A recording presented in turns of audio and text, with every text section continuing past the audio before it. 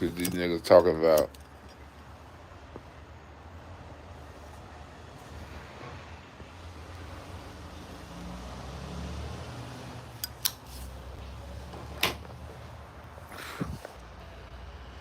Let's see what you niggas is talking about up in here today.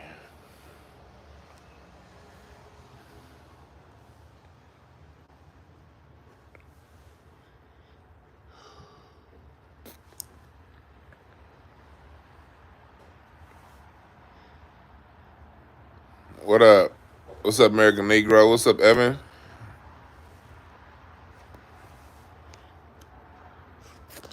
What you niggas talking about? I'm going live on Incense and Ashtrays a little later on. Live music mixdown. What's up, Hood Politics? What's up, Mel? What's up, Ken? You said fuck this. KB, dog, you did not have a good time in Alabama. I was watching your journals on Facebook and that nasty ass food you was taking pictures of. Salute to Kenneth Berry, man. I got a lot of love for that brother. What's up, Erica Kane? What's up, Mel Smith?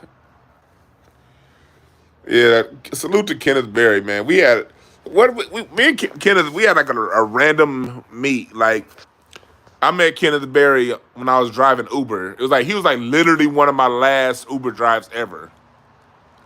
I stopped driving Uber probably about a week or two after that. After I met Kenneth Berry in my car, we had a nice long talk on that long ride we had, and I was impressed with that brother. Much love for him. He went to my alma mater. Well, hell, we graduated from the same college, but just what, 15 years apart, some shit like that? Yeah, man.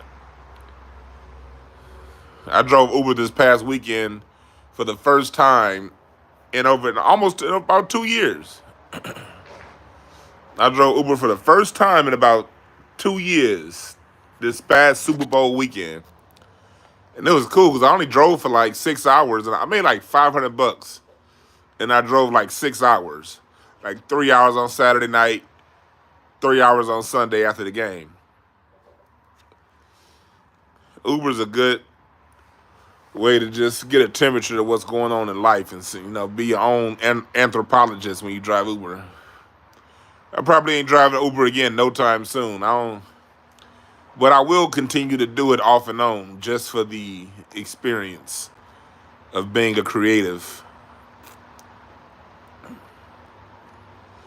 Yeah, you're on the way to see something late to class. Yep. I'm doing a music show. We're going to go live on Incense and Ashtrays around 7, maybe a little after 7. Tonight on Incense and Ashtrays, I'm talking about the message in our music. Basically, I'm going to be playing a lot of music that has good messages of life and love in our music. That's what I'm focusing on tonight on Incense and Ashtrays. I'll be playing other stuff too, but we're gonna be listening to some good old foundational Black American, just love for your neighbor, love for yourself, love for your woman style of music tonight. Because that's something that the music industry has taken out of our music, and I just want to remind everybody that wasn't a natural thing. Black folks didn't naturally stop talking about loving one another and caring for one another. The music industry stopped funding that kind of music. The music industry stopped releasing that kind of music. So that's what happened. So we're going to go dig in the crates tonight on Incense and Ashtrays. Bring up some of that music. I'm going to play a lot of some recent cuts that still got the vein of love and message in our music. Yeah, we doing that tonight.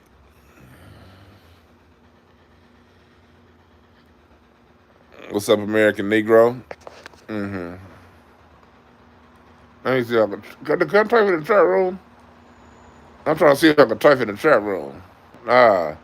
I'm on my phone. This shit won't let me type in the chat room. Eh, I'm trying to.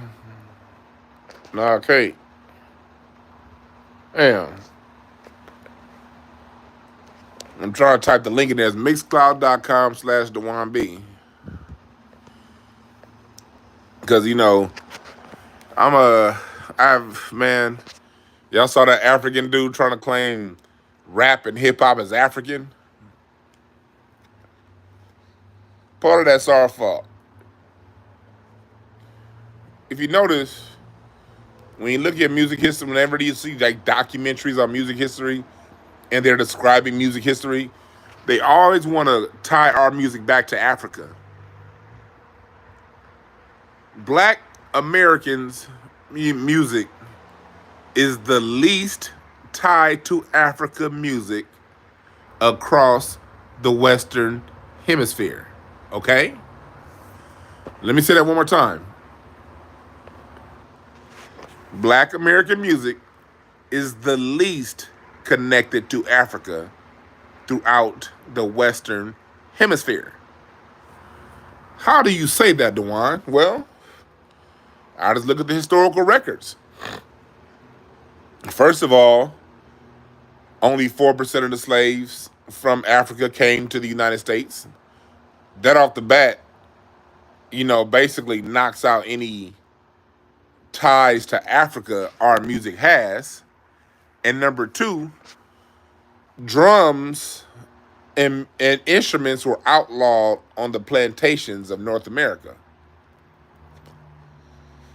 Jamaicans, Cubans, all across the Caribbean, all across Brazil, they were allowed to keep their instrumentation, okay?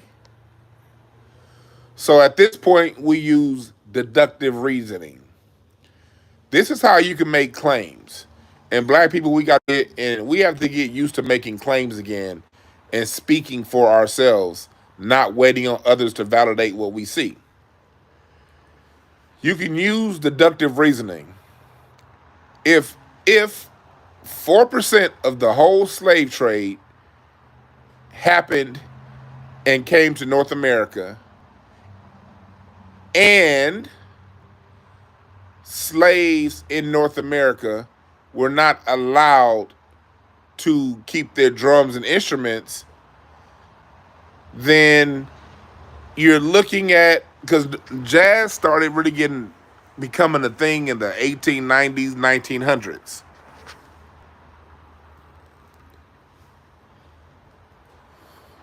Ragtime, 1880s. The blues, 1870s, 60s. The last slaves were imported from Africa into the United States in the 1830s. So you're looking at about a 30, 40, 50 year. The drum set becomes a thing in the 1890s. So between the 1830s and the 1890s, what's that? 60 years? 60 years is 2 generations, 3 generations, 4. Remember, it only takes 1 generation to lose information. That's all it takes. It only takes 1 generation to lose information. 1. Your grandmama knew shit. If your grandmama and granddaddy knew a whole bunch of shit that they didn't teach your parents, or worse yet, your parents were separated from grandmama and granddaddy, so by the time you were born, they don't even have stories to tell from grandmama and granddaddy. That means what? The information is lost forever, right? So, if black Americans were the least brought over from Africa, that means if there was some secret society that kept African music around, it had the least amount of impact in the United States because so few came here. And slaves were not allowed to learn instruments, then that means the music of North America is a separate indigenous thing of its own. Can you dig what I'm saying? We can draw that conclusion It's not gonna be a law, but it's a high extreme probability. And if you understand white supremacy, they never talk in certain terms. They only speak in probabilities, right? That means we as black people have that same power. So our music is indigenous to us. Now, there are certain rhythms and certain things that are just in your DNA that show itself. But if our music wasn't so unique, then why is it our music has gone across the Caribbean, South America, and the rest of the world and changed their music? These are just simple questions that we can ask, and we can draw fairly certain conclusions off of by putting together separate bits of information that we understand and drawing a common sense conclusion based off the information given to us.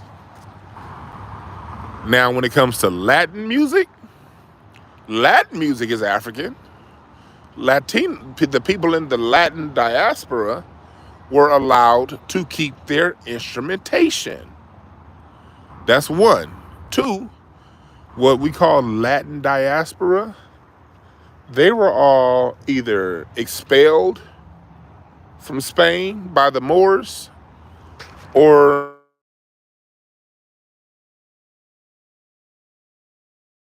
check in with my wife. My bad, y'all. My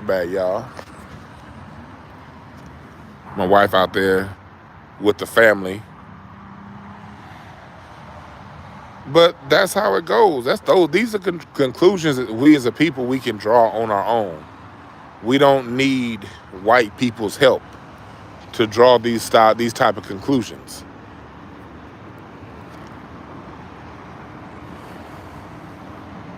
South America, Latin America, they have a larger African influence than we do.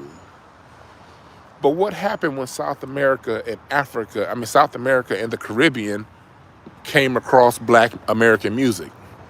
We changed their music. Yeah, we back. I had a call from my wife. My wife is priority over you niggas. I love y'all. But yeah, she gets the win. What's up, Dr. Sinister?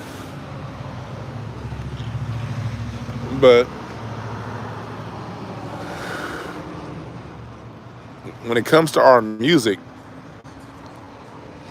is one of those things where music is one of those things that come through you. Yes, you can be influenced by things around you, but it comes through you. Like, people don't understand Latin jazz, salsa, bossa nova, that all comes from Dizzy Gillespie, the creator of bebop.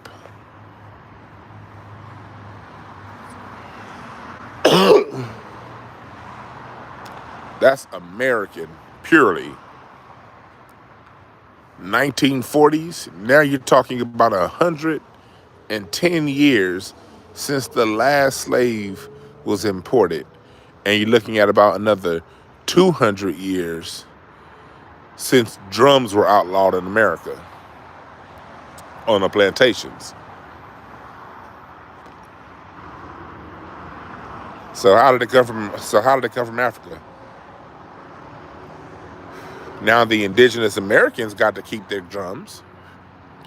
So, if anything, the drumming in America has more to do with their dark-skinned indigenous native black Americans, your native black Cherokee, your native black Choctaw, Chinook, Potawatomi, my tribe. Well, I have Cherokee and Potawatomi, and I got pictures of both of those grandparents. So it's just one of those things where you got to draw these simple conclusions on your own. So if our drumming is tied to any group, that would be the Native American, not the African. Because drums were not even allowed on the slave ships coming to the United States of America. They weren't even allowed, okay? But you have Native American paintings all across this country, all through Arizona, all through the Appalachians, of dark-skinned natives, all through St. Louis, them mounds of dark-skinned natives with drums. Think about it. Think about it.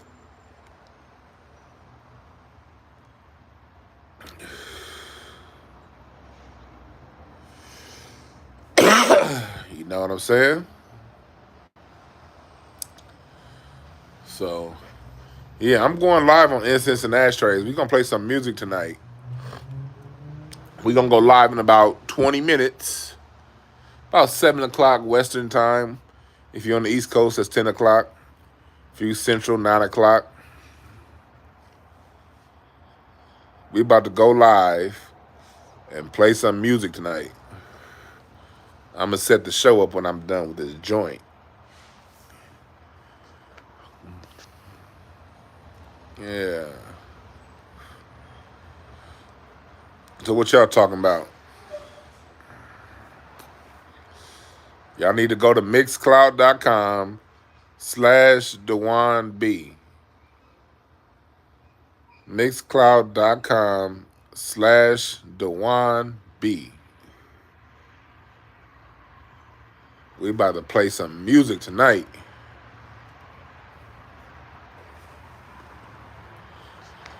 See, if on Mixcloud, I get to play the music. I wish YouTube let me play the music. It'd be a hell of a lot easier if I could play the music here on YouTube. Yes, I'll play some funk tonight. Tonight's music is going to focus on music that has meaning and message behind it. And we're going to skip genres, playing different songs with meaning and message behind it. I see Evan keeps throwing out these jokes, trying to get me to reply, but you ain't said nothing funny enough for me to reply to yet.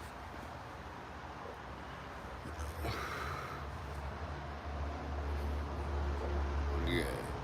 You're shooting 1 for 19, 3 rebounds, and 6 fouls tonight, brother.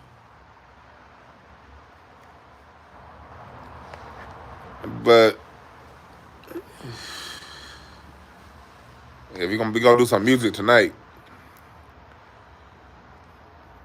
Yeah, but our music, we don't understand how we've changed the world with our music. What's up, Ashton? What's up, Hartoons? Hartoons, you never emailed me.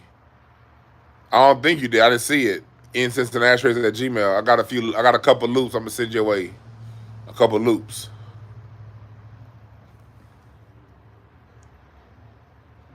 Yeah. It say you got that Boo Capone accuracy. That's about right. That's about right. But when Boo hit, that nigga hit. Man, last night we went to go see Corey. Corey performed. And we went to go see that. Craig performed too, but I got there too late to see Craig. Again, I was driving Uber for the first time in 2 years last night, so I got there a little too late to see Craig. Then after that, we went to the Players Ball. They had a Super Bowl Players Ball. Nothing but pimps in that motherfucker. That shit was great.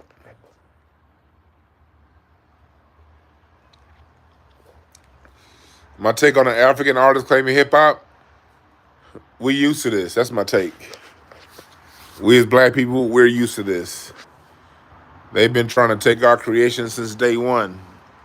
Like, think about this, black people. If you go back and watch any documentary on jazz, not any, but most documentaries on jazz, whether it be the 60s, 70s, 80s, even early 90s, you see on those documentaries, they try to Europeanize jazz. And they always say jazz is a mixture of African American culture and European stuff. Well, by the time you get to the early 2000s, you see that European stuff come up way less and less, if at all. Because the people who were the jazz lovers they steadily spoke up and they said, no, jazz is black. And this is before the internet got crazy, got popping. This is just right, black people word of mouth. So by the time you get to 2000, when PBS did his documentary on jazz, and I encourage y'all to look that up. PBS has a documentary series on jazz. It's like a 10-part series. I encourage y'all to watch that. By the time we get to the 2000s, you no longer have Europeans claiming jazz. And white people don't ever, you see them nowadays, they don't even try to put the European mix in jazz. They don't even try it. Because the beholders of jazz, the black beholders of jazz, had done such a great job keeping it black. So think about this, black people, black Americans.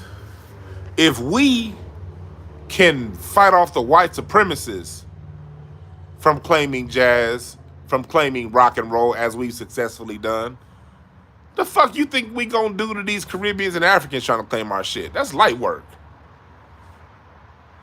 See, at least the white supremacists is genuine. That's what they do. When you go on against the genuine brand, that's the harder fight. When you go up against the knockoff is easy to knock off. Because they're knockoffs. It's not genuinely in their soul. It's genuinely in the soul of the white supremacists to amalgamate history. Because they literally have no history of their own. That's what they do. So if we can beat back the OGs of rewriting history, a Caribbean? An African? That ain't even who they really are at their core. That's just them being imitation white supremacists. Africans ain't really like that. Africans don't really try to amalgamate history because they have so much history of their own. That's just them motherfuckers being fake white supremacists. Same thing with the Caribbeans. Caribbeans got their own dope culture, but they've been ignoring it and looking the other way because they've been taught to be ashamed of it. So they've been little fake ass white supremacists.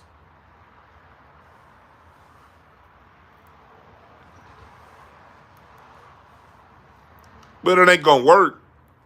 Cause like the African dude said, I was the first one to rap in 1973. Sugar Hill Gang was 78, 77. I was 73. All right, but we got Pig Meat Markham rapping, Here Come the Judge in 1968. The Last Poets in 1968. The Watts Prophets in 1969. Cab Calloway in 1941 on camera. Ugh. My music, speaking of trees, African man that want to claim rap, wait for my music tree to come out. Wait for my music tree to come out. I'm going to show you where rap is. I got rap on my music tree down there just around bebop in the jazz era. That's when rap first got on wax in the jazz era, nigga.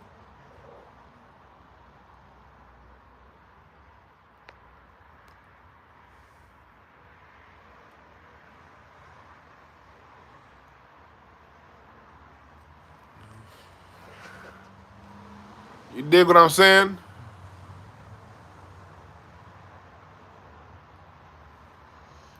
Because like when it comes to the things that we created, here's the thing that we have over any other group trying to take our history.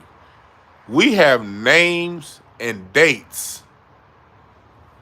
If someone wants to claim something, tell them to name the names and the date. Or at least the year, roughly. And the city and town, too.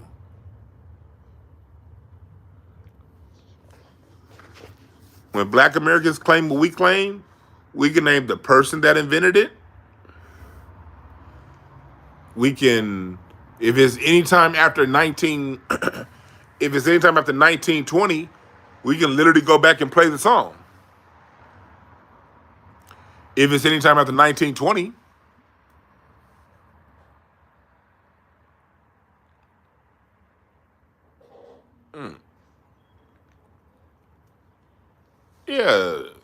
Gangstar is jazzy. So was Tribe. So is Kendrick.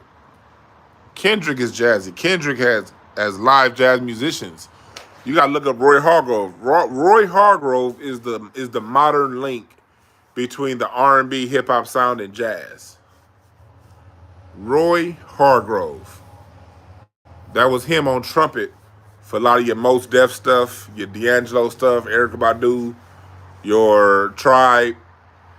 That was Roy Hargrove on trumpet for stuff like that. A lot of your a lot of your late '90s, early 2000s Q-Tip projects. That's Roy Hargrove.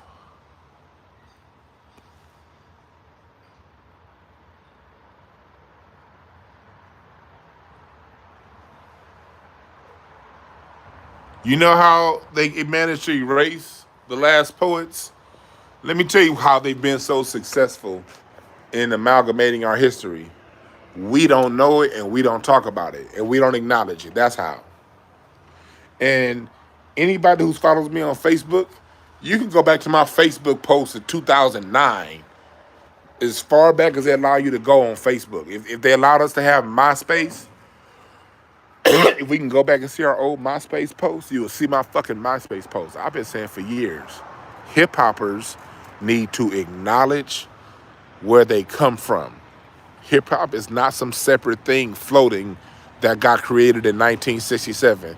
Hip hop is a product of black culture. It's just the newest version of black culture. That's what hip hop is.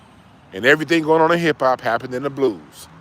But what happened? But the hip hop generation, if we're going to be 100, if we're going to be 100, the foundational black American hip hop fan, once an artist falls out of rotation in mainstream, they ignore that nigga. Let's tell the whole fucking truth. All throughout the 90s, if somebody fell off, they became a joke. There was, at one point, it was like Cube was a punchline. It was a joke because, man, Cube doing movies, man, he fell off. At one point, Snoop Dogg was a joke. As popular as he was, man, but he ain't gangster no more. At one point, people was down and Outkast because the new album didn't sound like the last album. Every Outkast album sounded different, but half the hip hop fans like, I don't really fuck with Outkast, man. Cause man, I fuck with I fuck with, that first album Outkast, man. I ain't fucking with this Aquemini. I ain't fucking with no Aquemini and Love Below. We did that shit. We don't appreciate our ancestors. We don't appreciate our OGs. That's our fucking problem. And that's always been an issue with me, an issue I've personally had with other foundational black Americans. I've always been like, you niggas act like Earth, and Fire didn't create high-level performances that Michael Jackson at one point felt he had to reach. Michael Jackson was trying to reach the Earth, and Fire standard. But most black Americans don't know that, because the minute Earth, and Fire fell out of rotation, niggas was on to the next music and acted like Earth, and Fire was some old school bullshit. That's why these motherfuckers come around and take our shit. We don't acknowledge our greatness. I remember when I was in high school, because when I was in high school, I listened to current hip hop and I was really into 70s music because I was teaching myself how to play the drums. So when I was in high school, I was really into 70s music. And niggas would clown me. Man, this nigga DeWan listening to the Ohio Players. What the fuck this nigga problem? Oh shit. This nigga DeWan probably listened to some Aretha Franklin. And don't let me get on the niggas who was on my head about. Do you know how much? Like, luckily for me, I had jokes, and I'm a big nigga that can fight, so no one fucked with me. But y'all know how much shit I went through in high school because I was in the jazz. It was always like, oh, DeWan's that nigga that listen to jazz. Hell, I get that now. Some of them dumbass hip hop niggas be in my comments. Man, you don't know nothing about hip hop, man. You listen to jazz. Like, that's how these other groups found a way in, because we don't big up our culture. The minute somebody falls out of favor of white people, niggas kick them to the side too. And that's the whole fucking truth.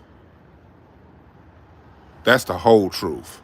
And now that people are coming in trying to claim our greatness, that's what happened with rock and roll. Like Chuck Berry, Little Richard, yeah, they played more of a white style to appeal to white folks. But black people back in the 50s, when the 60s came around, they kicked Chuck Berry and Little Richard to the side and then got mad when white people started claiming rock and roll. When rock and roll came around, black people kicked jazz to the side. Black people called jazz some other shit when rock and roll and R&B came around, especially by the time you get to the 60s. By the time you get to the 60s and you got Motown and Stax Records, the jazz and blues became old people's music. And we kicked it to the side and then got mad that white people took it.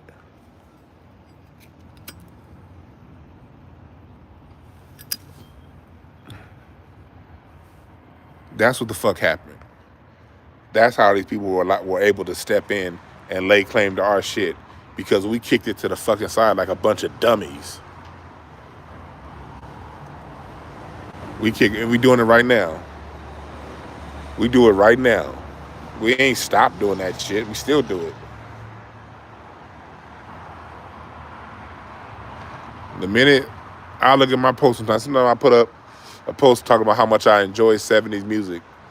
And then, man, first thing that happened, somebody jump in, man, 70s music wasn't that good. Man, I was more into the 90s. All right, cool. But why just because your preference is a different decade, why do you got to shit on my preference? Why can't you just be like, man, that's cool, but my preference is boom, boom, boom. Niggas don't talk like that. My preference is boom, boom, boom. Niggas talk like you ain't shit or what you prefer ain't shit because I like this. And what the shit that we said, look at niggas, look how niggas talk. Prince, that argument, Prince or Michael Jackson. That's just to me, that's the dumbest argument in human history. Those is two gods, and all you can do is argue which one was better. The rest of the world, you can name every culture in the world, they ain't got a Prince or a Michael Jackson. But you got niggas that will basically call Michael Jackson everything short of a child of God because they prefer Prince, and vice versa. We do that dumb shit all the fucking time. That's where niggas is real dumb. I'm sorry, I done went on a goddamn tangent. I ain't even been reading what y'all saying.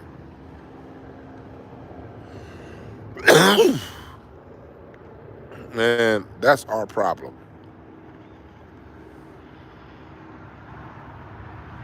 Someone said Ike Turner started rock and roll. That's right. But look at how dumb niggas are. Anytime Ike Turner come up, was the first, I can promise you, if you bring up Ike Turner's name 10 times, and I'm going to say, if you bring up Ike Turner's name 50 times, 49 times out of 50, it's going to be a black person that brings up his relationship with Tina Turner in that movie. And, oh, he used to beat her up. Niggas can't even stick to the subject. I know because I've done this plenty of times. Every time I put up a post talking about Ike Turner the guitarist, Ike Turner the performer, Ike Turner the artist, every single time my comment section gets flooded by niggas talking about his physical abuse with Tina Turner. If y'all go back and listen to my Judge Joe Brown interview, my first time I interviewed Judge Joe Brown, in that interview, Judge Joe Brown talked about how he had them up in his court. And that shit was mutual combat. Not promoting anything either way. People shouldn't use their hands, in my opinion, but that's my level of consciousness. I can't, just because I know how to communicate without using my hands doesn't mean the next person doesn't. We live in a society that encourages physical violence. So who am I to judge? All I'm saying is black people are so fucking stupid. Niggas are so fucking dumb, you cannot talk about Ike Turner without some idiot bringing up his personal problems. Meanwhile, white folks can call Elvis a god all goddamn day and nobody talk about the little 14-year-old girl he married. White people can talk about, I remember that show, that 70s show they used to be on back in the 2000s. Remember that show, that 70s show?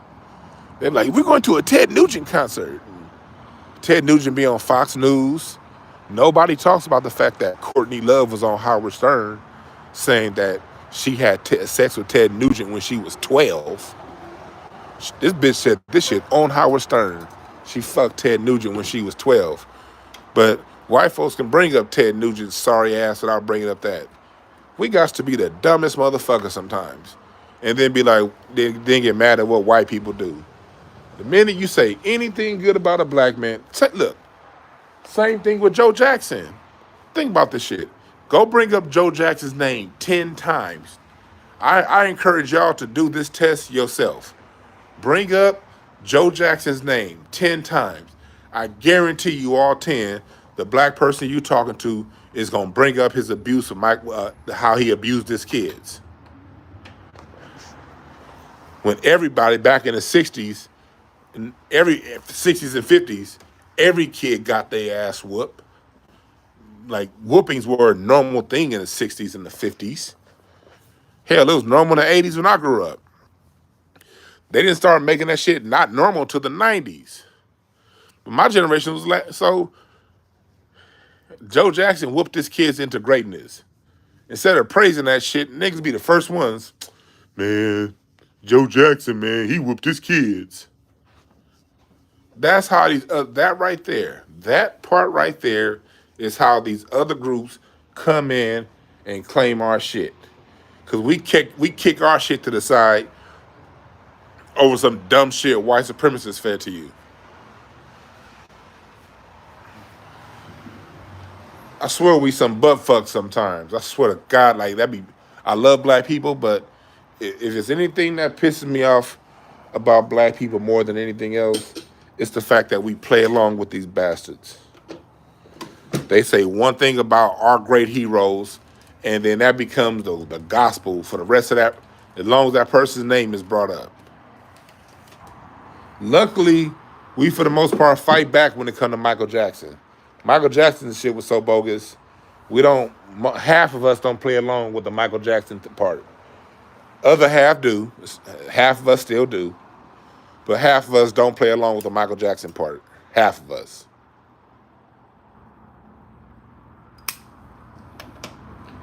But as long as we continue to do that, as long as we continue to, one, associate a white supremacist talking point with our artists, and two, throw our artists in the trash when something new comes along, as long as we keep doing those two things, they will be successful at taking our shit.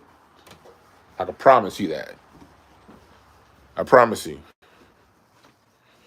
I shouldn't have to do honestly, I shouldn't have to do all this talking I do about music history. I really shouldn't. This shit really, what took me so long to really start talking about a lot of music stuff, I'm going to tell y'all the truth. What took me so long to really start talking music, I honestly thought this shit that I know was common knowledge. Because my dad used to always pass down stories for me, you know? My dad used to pass down stories. I used to listen to a lot. I used to always watch a bunch of music documentaries. So I thought that 90% of what I talk, I really thought 90% of what I talk about was just common knowledge. But the more I talk about it, the more I realize people didn't know. And I'd be like, that's just a failure on us as a people, man.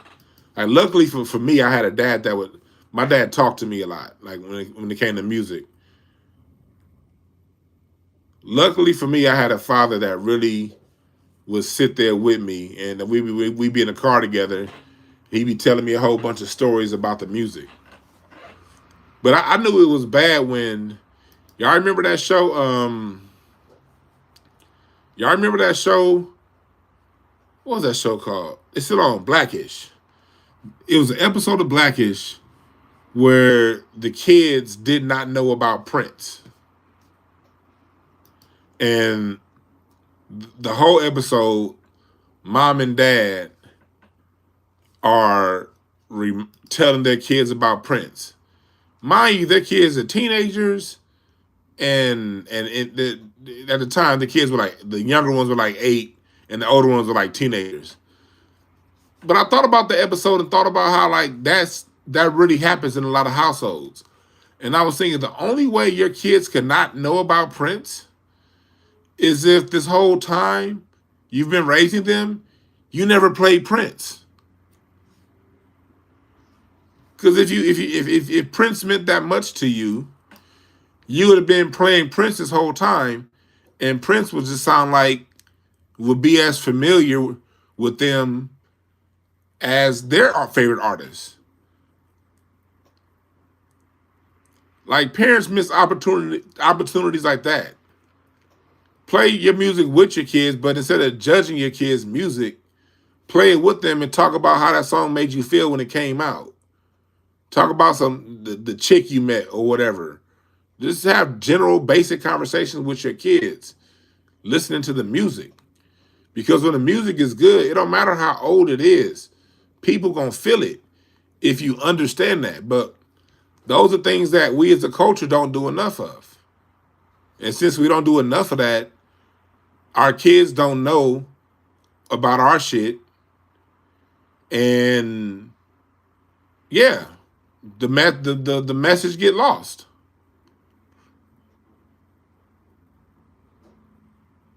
You dig what I'm saying?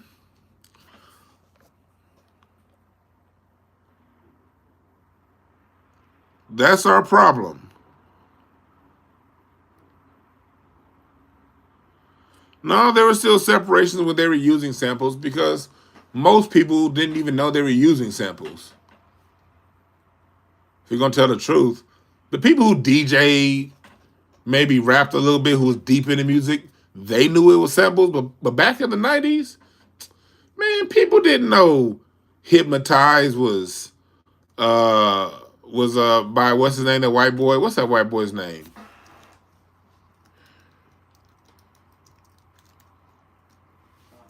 What's his name? He had A&M Records. What's that, man? Y'all know who I'm talking about. That song "Hypnotized" by Biggie. Herb Alpert. Herb Alpert. That was a song called "Rise" by Herb Alpert. We didn't know that back in '95, '96. We found out later. But really, it comes down to, as a parent, do you value the music you grew up on? And if you do you play it around your kids in a loving way? Because here's another mistake parents make and adults make. When they're listening to children's music and young people's music, they go right to judging it. Oh man, that ain't this, that ain't that. This what it. Let me tell you something, parents. Let me tell you, this is a 20-year-long professional working with children and families. You're just going to turn your kids off if you approach it that way. You're just going to turn your kids off. You got to approach it in that, okay, what you're listening to is cool, man, but hey, take a listen to this right here. Be loving when you talk to the children about their music. Be loving.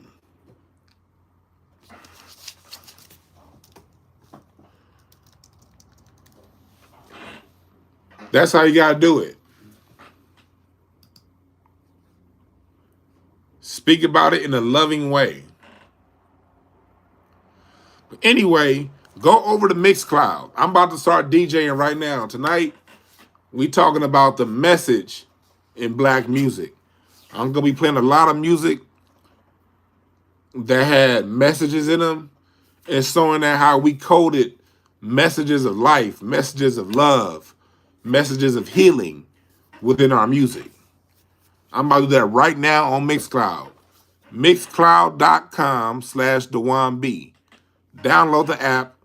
All that shit comes all that shit. Yeah, download the app. All that shit is clear. You can play it in your phone. We're going to be listening to music. I'm going to be explaining some of the music. You dig what I'm saying? I don't have a link because I'm on my phone. Mixcloud, you on your phone? Mixcloud.com/DwannB. The same channel. This channel is DwannB. Mixcloud.com/DwannB. I'm about to go live in about 5 minutes, breaking down the music. I'll holler at y'all.